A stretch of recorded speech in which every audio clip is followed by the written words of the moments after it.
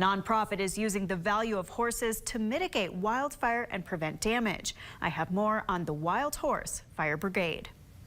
The wild horses aren't afraid of fire. In 2014, former scientist William Simpson II bought a ranch in Northern California. Beautiful mare you are.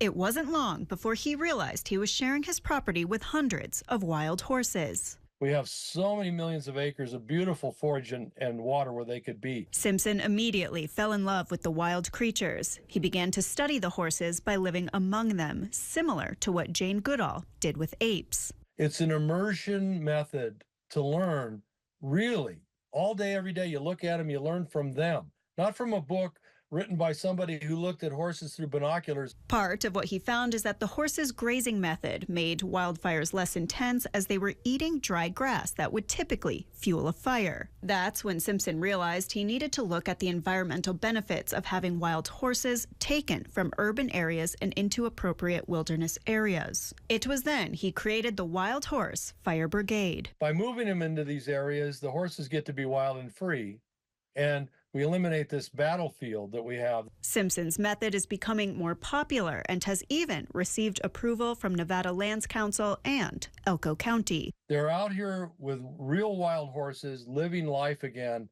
and they've joined bands and their families now. They're happy. You should see how happy they are. His work even goes beyond fire prevention. Recently, Simpson proudly announced he was able to save dozens of horses from certain death.